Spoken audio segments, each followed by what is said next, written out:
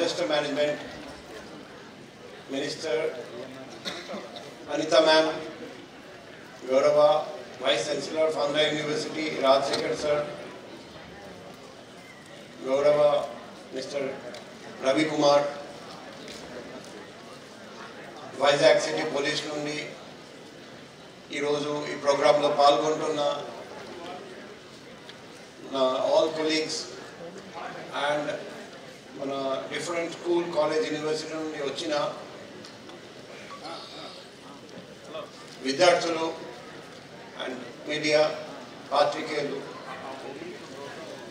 ఈరోజు ఇది ఒక కొత్త కార్యక్రమం మొదలు పెట్టడం జరిగింది వైజాగ్ నుండి. ఇది మనం home minister madam brain child అనమాట. ఎలా స్టార్ట్ అయింది ఐడియా అంటే, ఫస్ట్ పిఎం పాలెం లిమిట్స్లో ఒక ప్రేమోన్మాది దాడి చేసి అమ్మాయి తల్లిదండ్రులు వెంటనే పెళ్ళి చేస్తామని చెప్తే వాళ్ళు 1 year ఆగమన్నారండి. నేను చెప్పిన నిరాకరించారని కోపంతో పోయి దాడి చేయడం, అమ్మాయి తల్లి అక్కడక్కడ చచ్చిపోవడం, అమ్మాయి మీద కూడా దాడి చేయడం. అమ్మాయి ఈరోజు కూడా హాస్పిటల్లో ఉన్నారండి. మళ్ళీ కొన్ని రోజుల్లో మళ్ళీ ఇంకొక ఇన్సిడెంట్ జరిగింది. ఆ అబ్బాయి తండ్రి ఆర్మ్ ఫోర్సెస్లో పనిచేశారండి.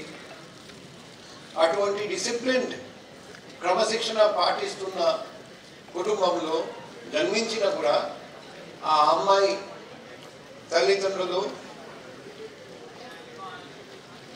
అమ్మాయితో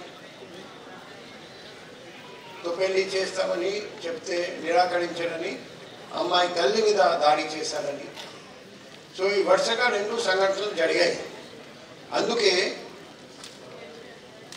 స్కూల్ కాలేజ్ యూనివర్సిటీలో చదువుతున్న విద్యార్థులను రప్పించి వాళ్ళకు చెప్దాం, ఇది మంచి పద్ధతి కాదు. ఇప్పుడు ఇద్దరు అబ్బాయి సంగతి చూడండి, జైల్లో ఉన్నారు.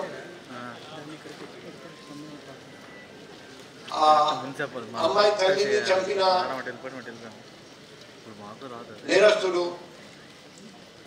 చిన్న వయసు, కానీ మరణ శిక్ష లేకపోతే జీవిత ఖైదు ఏదో ఒకటి వస్తుంది. ఇంకొక కేసులో దాడి చేసిన అబ్బాయి చిన్న వయసు, జీవిత ఖైదు లేకపోతే 10 సంవత్సరాలు 20 సంవత్సరాలు జైలు శిక్ష పడతాయి. సో మనం ఆవేశంలో ఆలోచించకుండా, భవిష్యత్తు గురించి ఎటువంటి ఆలోచన చేయకుండా, ఏమీ పట్టించుకోకుండా, కోపంతో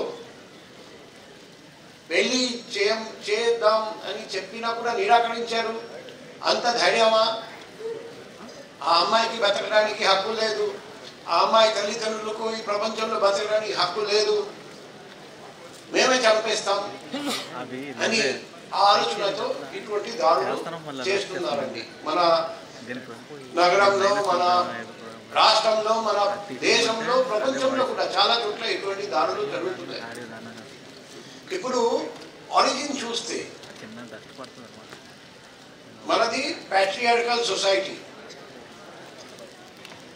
సో మేల్ ఈగో ఒక ముఖ్యమైన కారణమని నాకు అనిపిస్తుంది. మేల్ అంటే బలం ఎక్కువ, శక్తి ఎక్కువ. మేం ఏం చెప్తే వినాలి, నిరాకరించడానికి హక్కు ఎవరికి లేదు అని ఆ ధీమా. నిరాకరిస్తే బతకడానికి హక్కు లేదని ఆలోచన. ఇక్కడ మార్పు రావాలి.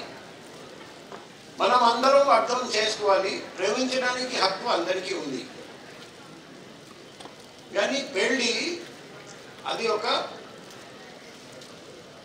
సమాజంలో ఒక పవిత్రమైన బంధనం. ఆ బంధనం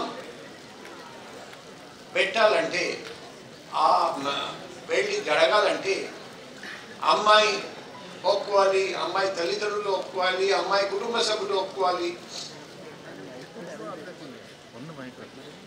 ఒప్పుకోకపోతే సరే, మన ప్రపంచంలో చాలా మంది అమ్మాయిలు ఉన్నారండి. మీకు ఇంకొక చోట ఖచ్చితంగా పెళ్లి జరుగుతుంది.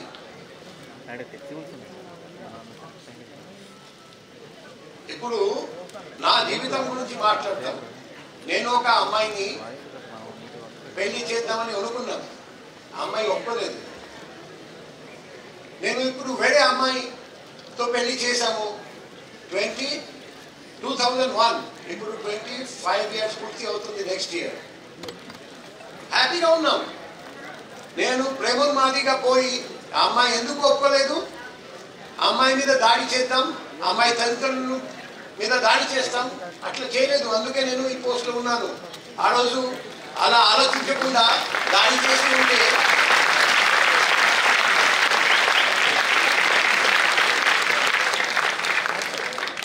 వేరే పరిస్థితి ఉండేది. నేను ఎందుకు చెప్తున్నానంటే, మనం అబ్బాయిలం, మనకు హక్కు ఉంది. ఏదైనా ఆఫర్ వస్తే పెళ్లి మనం నిరాకరించవచ్చు, మనకు హక్కు ఉంది. అమ్మాయిలకు హక్కు లేదా? వాళ్ళు మనుషులు కాదా? వాళ్ళు, మనం అందరం మనుషులం. నాకు ఎలా హక్కు ఉంది నిరాకరించడానికి, ఆ అమ్మాయిలకు కూడా హక్కు ఉంది నిరాకరించడానికి. ఇది మనం అర్థం చేసుకోవాలి. ఈరోజు ఏదో ఒక మన మెడికల్ కాలేజ్ వెళ్ళి చూడండి, అమ్మాయిలు ఎక్కువ, అబ్బాయిలు తక్కువ. ఎందుకంటే అమ్మాయిలు ఎక్కువ సిన్సియర్గా పనిచేస్తారండి, చదువుతారండి, మంచి సీట్స్ వస్తున్నాయి వాళ్ళకు, మంచి మెడికల్ కాలేజ్లో సీట్స్ వస్తున్నాయి. అబ్బాయిలు మాత్రం అంత సిన్సియర్గా చదవరు, వాళ్ళకు డైవర్షన్స్ ఎక్కువ. మైండ్లో ఈ వీడియో చూడాలి, అది చూడాలి, అది బ్రౌజ్ చేయాలి. అందుకే చదువు మీద ఫోకస్ తక్కువ, అందుకే సీట్స్ రావట్లేదు. అందుకే అబ్బాయిలు కూడా అమ్మాయిలాగా సిన్సియర్గా పనిచేస్తే, చదివితే అమ్మాయిల కంటే ఎక్కువ సీట్స్ మెడికల్ కాలేజ్లో, ఐఐటిలో వస్తాయి. సో అది మన లక్ష్యం ఉండాలి. అమ్మాయిల కంటే ఎక్కువ సీట్స్ మనం సాధిద్దాం. ఎలా సాధిద్దామంటే ఇంకా సిన్సియర్గా పనిచేద్దాం. అలా ఆలోచించకుండా ఈ అమ్మాయి నాతో పెళ్లి చేయను అన్నారు, అంత ధైర్యమా, దాడి చేద్దాం. ఇది అలా చేస్తే మీకు చెడ్డ పేరు, మీ కుటుంబానికి చెడ్డ పేరు. ఇప్పుడు కుటుంబంలో అందరూ తలదించుకొని నడవాలి. మార్గ మధ్యంలో నడవాలంటే తలదించుకొని నడవాలి. ఒక ఫ్యామిలీ డిసెంట్గా నా దగ్గరికి వచ్చి ఇలా చేశారు, మీరు ఇప్పుడు హెల్ప్ చేయండి. నేను చెప్పాను, ఎలా హెల్ప్ చేస్తాము, ఆల్రెడీ జైలు పంపడం జరిగింది. ఇప్పుడు కోర్టులో ట్రయల్ జరుగుతుంది, ఛార్జ్షీట్ ఫైల్ చేయబోతున్నాం, జీవితం అయిపోయింది. సో ఒక చిన్న తప్పు మనం అనుకుంటాము, కానీ జీవితం నాశనం అయిపోతుంది. అందుకే మనం అందరం ఇది ఆలోచించాలి, అందరికీ చెప్పాలి. పెళ్ళి ఒక భాగం మన జీవితంలో. ఈరోజు నేను యుఎస్ వెళ్ళాను. అక్కడికి వెళ్ళి ఒక కోర్స్ చేశాను. ఆ ఫ్యాకల్టీ అక్కడ చాలా ఫ్రెండ్లీగా ఉంటాడండి. ఫ్యాకల్టీ ఆ వైఫ్ తీసుకొని వచ్చాడండి కలవడానికి. అప్పుడు స్వయం అంటున్నారు, ఈమె నా 3వ భార్య. సో ఫస్ట్ భార్య, ఆయన వయసు కూడా తక్కువ వయసులో 3 పెళ్లి చేసుకున్నారట. సో ఒక భార్య మళ్ళీ కొన్ని రోజుల తర్వాత నచ్చకపోతే డైవోర్స్, విడాకులు తీసుకుని ఇంకొక భార్య, మళ్ళీ 3వ భార్య. అంటే పెళ్ళి అంటే చాలా ఈజీగా జరుగుతుంది అక్కడ, కానీ ఇక్కడ మాత్రం అది లేదు. ఒక అమ్మాయి పెళ్ళి అయిన తర్వాత, విడాకులు అయిన తర్వాత రెండో పెళ్ళి అమ్మాయికి చాలా కష్టం. కాబట్టి అమ్మాయి తల్లిదండ్రులు చాలా ఆలోచించి పెళ్ళి గురించి నిర్ణయం తీసుకుంటారండి. కాబట్టి అబ్బాయి నచ్చకపోయినా కూడా అబ్బాయి చెప్పాడు కాబట్టి ఆ పెళ్లి జరగాలి, అది కరెక్ట్ కాదు కదా.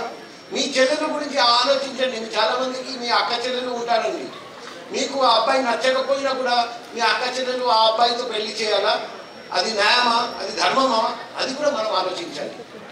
సో రేపు మీకు కూడా పెళ్లి జరుగుతుంది. మీకు కూడా అమ్మాయిలు పుట్టే, ఆ అమ్మాయికి నచ్చకపోయినా ఒక అబ్బాయి వచ్చి పెళ్లి చేయాలి, లేకపోతే దాడి చేసి చంపేస్తాం, మీకు ఎలా అనిపిస్తుంది, అది కూడా ఆలోచించండి. సో కొన్ని చిన్న స్లైడ్స్ ఫస్ట్ నుండి స్టార్ట్ చేయండి. Next slide. సో మన ప్రియతమ ఎన్టీఆర్ సార్ చెప్పిన మాట, స్త్రీలో ఒక రక్షణ మరియు వాటిని గౌరవించడం మన సంస్కృతికి ఆవరణ. నెక్స్ట్, మహాకవి శ్రీశ్రీ, మహిళా స్వేచ్ఛ లేకుండా సమాజ పురోగతి అసాధ్యం. నెక్స్ట్, ఇప్పుడు రేప్ లైంగిక దాడి కేసులో శిక్ష మనకు కొత్తగా వచ్చింది. బిఎన్ఎస్ సెక్షన్ 64 ప్రకారం కనీసం 10 సంవత్సరాలు జైలు శిక్ష, జీవిత ఖైదు వరకు ఉండొచ్చు, అదనంగా జరిమానా విధించవచ్చు. అది అగ్రవేటెడ్ రేప్ అయితే కనీసం 20 సంవత్సరాలు జైలు శిక్ష, ఇది జీవిత ఖైదు లేదా మరణదండనగా మార్చవచ్చు. నెక్స్ట్, పాక్సో చట్టం బిలో 18,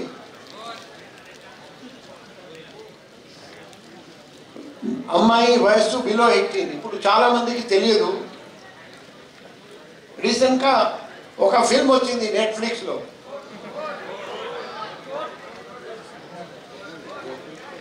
అవును, కోర్ట్ స్టేట్ వర్సెస్ నోబడీ, చాలా చక్కటి ఫిల్మ్. అబ్బాయిలు ప్రతి అబ్బాయి చూడాలి. నేను నా వైఫ్కి చూడమని చెప్పాము, మా అమ్మాయిలకు కూడా చూడమని చెప్పాము. ఇప్పుడు పాక్సో చట్టం, ఈ చట్టం వచ్చింది ఎందుకు? చిన్న వయసులో ఇవన్నీ జరుగుతున్నాయని. కానీ చాలామంది అబ్బాయిలు తెలియక 18 కంటే తక్కువ అమ్మాయిలతో అమ్మాయిని ప్రేమిస్తున్నారు. తర్వాత పాక్సో చట్టం కింద అరెస్ట్ చేసి జైలు పంపాల్సి వస్తుంది. ఎందుకంటే ఫిజికల్ రిలేషన్షిప్ పెట్టుకుంటే పాక్సో చట్టం కింద అది నేరము. సో దయచేసి మనం అందరం గుర్తుపెట్టుకుందాం, ప్రేమించడం నేరం కాదు. 18 సంవత్సరం కంటే తక్కువ అమ్మాయి అయితే జాగ్రత్త, ఎందుకంటే మైనర్ అమ్మాయి కలిసి పారిపోతే కేసు వస్తుంది. కాబట్టి అందరికీ చెప్పండి, అందరూ కోర్ట్ చూడాలి, ఆ ఫిల్మ్ చాలా జాగ్రత్తగా గుర్తుపెట్టుకోవాలి. ఆ అబ్బాయి చేసిన తప్పు చాలా చిన్న తప్పు, ఈ చట్టం తెలియకుండానే ఆ తప్పు చేశారండి. అందుకే చట్టం గురించి అవగాహన చాలా అవసరం, ఎంతైనా అవసరం. సో మనం చట్టం గురించి తెలుసుకుందాం, చట్ట ప్రకారంగా పనిచేద్దాం, హాయిగా జీవిద్దాం. అందరికీ, మన స్కూల్కి, మన కాలేజ్కి, మన యూనివర్సిటీ, మన కుటుంబానికి, మన నగరానికి, మన దేశానికి మంచి పేరు తీసుకొద్దాం. సో ఈ పాక్సో చట్టం చూడండి, ఈ చట్టంలో కనీసం 3 సంవత్సరాలు జైలు శిక్ష, మ్యాక్సిమం 20 సంవత్సరాల వరకు జైలు శిక్ష, ఇది జీవిత ఖైదు లేదా మరణదండన వరకు ఉండొచ్చు. అటువంటి చట్టం ఇది పాక్సో చట్టం. అందుకే ఇప్పుడు ఇంకొక ఇష్యూ, చాలామంది భర్తలు నా దగ్గరికి వస్తారండి, వచ్చి చెప్తారండి, నా భార్య నా మీద కేసు పెట్టాడు, నాకు హెల్ప్ చేయండి. నేను చెప్తాను, మన చట్టం ఎలా ఉందంటే భార్య హెరాస్మెంట్ కేసు 498A IPC అందరికీ తెలుసు. కానీ భర్త హెరాస్మెంట్ సెక్షన్ లేదు మన చట్టంలో. కాబట్టి మన చట్టం ఎప్పుడైనా మీ భార్యకి హెల్ప్ చేస్తుంది, సపోర్ట్ చేస్తుంది. కాబట్టి ఇప్పుడు మీ పెళ్ళి జరగలేదు, పెళ్ళి తర్వాత చాలా జాగ్రత్త, లేకపోతే ఖచ్చితంగా మీరు, మీ తల్లిదండ్రులు అందరూ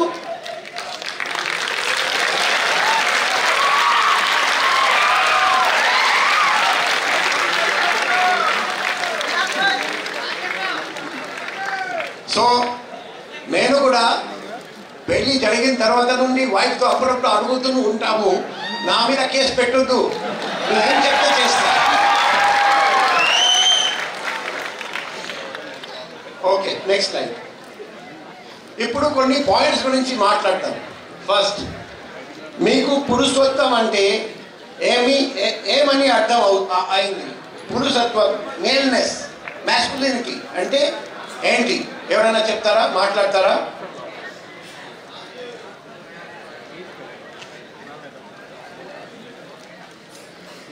మైక్ ఇవ్వండి.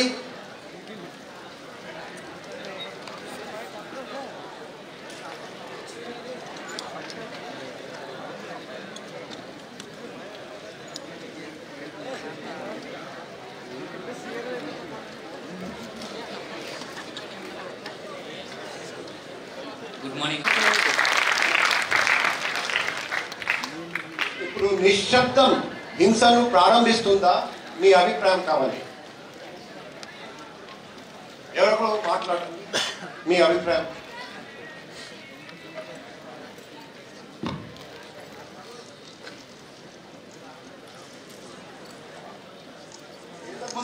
ఇంతకుముందు మాట్లాడిన అబ్బాయి పేరండి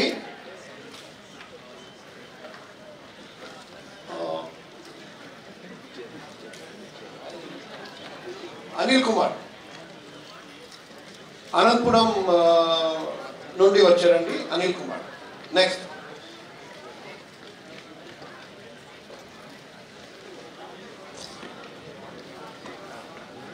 కూడా ఎవరు ఊరుకొని ఉంటారు, అతను కూడా నేరస్తుడు. ఇద్దరిని క్షమించొద్దు, ఇద్దరికి శిక్షణ పడేటట్టు చూడాలి అని ఆయన దేవునికి ప్రార్థిస్తున్నారు. సో మనం ఎప్పుడైనా గుర్తు పెట్టుకోవాలి, మీ చుట్టూ ఎక్కడైనా తప్పు చూసినా, నేరం చూసినా, లేకపోతే తప్పు చేయడానికి ఏర్పాట్లు జరుగుతున్నాయి, నేరం చేయడానికి ఏర్పాట్లు జరుగుతున్నాయి, మీరు చూసి చూడకుండా పట్టించుకోకుండా వెళ్ళిపోతే అది కూడా తప్పు, అది కూడా నేరము. అందుకే నా వైజాగ్ నగరంలో నేను నా పర్సనల్ కాంటాక్ట్ నెంబర్ ఇచ్చాను, 7995095799. ఎక్కడైనా తప్పు జరుగుతుంటే మౌనం పాటించకుండా మాకు ఇన్ఫర్మేషన్ కనీసం ఇవ్వండి, సమాచారం ఇవ్వండి. ఖచ్చితంగా పోలీస్ డిపార్ట్మెంట్ తగిన చర్య తీసుకుంటారండి. మీ ఐడెంటిటీ కూడా గోప్యంగా ఉంచుతాం. ఇప్పుడు నెక్స్ట్,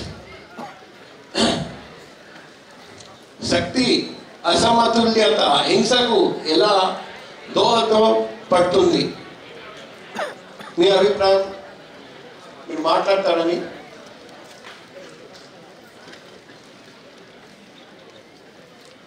ఎవరైనా మాట్లాడచ్చు.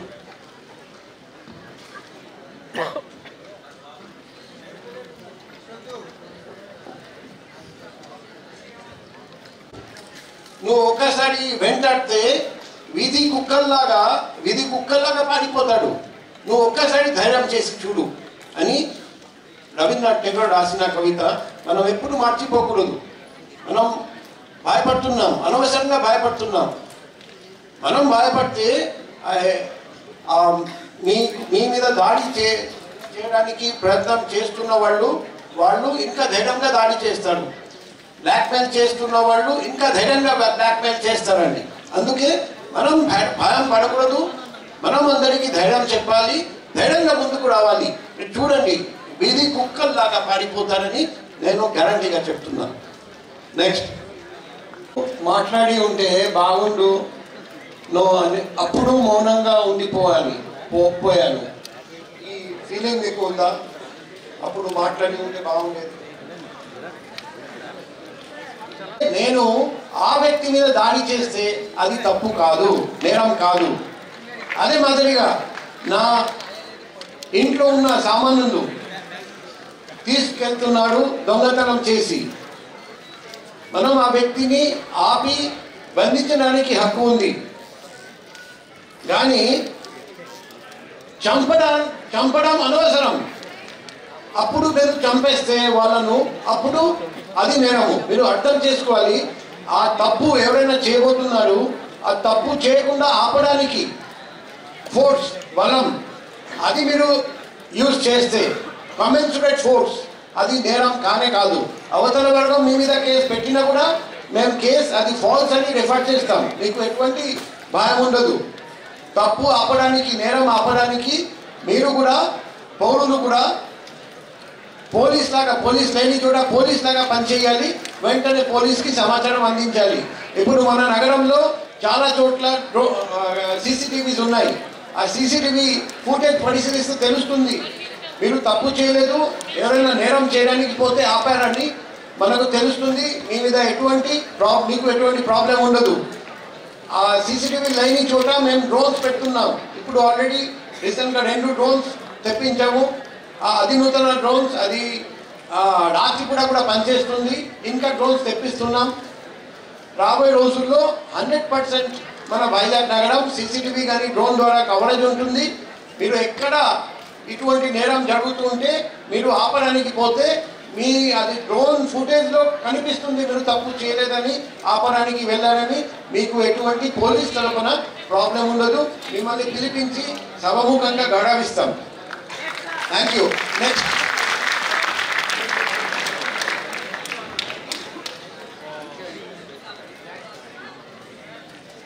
ఇంకెవరైనా మాట్లాడతారండి? అనుకోండి 700 మంది 800 మంది ఉన్నారండి స్టూడెంట్స్. చాలామంది ఇక్కడికి రాలేదు. మీ ఫ్రెండ్స్కి ఈ మెసేజ్ వెళ్ళాలి. మహిళా రక్షణ మనం కలిసికట్టుగా చేయాలి. అది మన అందరిది బాధ్యత. ఇది మనం ఎప్పుడైనా గుర్తుపెట్టుకోవాలి. నేను చిన్నప్పుడు చదివాను అర్థశాస్త్ర బై చాణక్య. ఇక్కడ ఎవరు చదవలేదు అనుకుంటా, కానీ చాణక్య పేరు చాలామంది విని ఉంటారు. సో చాణక్య అక్కడ రాస్తున్నారండి అర్థశాస్త్ర. అందులో ఒక సమాజంలో, ఒక దేశంలో, ఒక నగరంలో మంచి లా అండ్ ఆర్డర్ ఉంది, మంచి సేఫ్టీ సెక్యూరిటీ పరిస్థితి ఉంది ఎలా తెలుస్తుంది? ఆయన రాస్తున్నారండి, ఒక అందమైన అమ్మాయి బంగారు ఆభరణం ధరించి రాత్రిపూట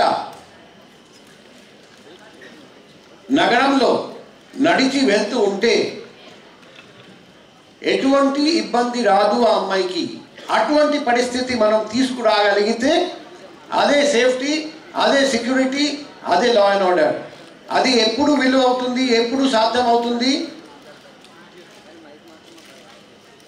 అది మేడం డిసిపి మేడం చెప్పినట్టు ఎట్లా నార్యస్తు పూజ్యంతే రమ్యంతే తత్ర దేవత.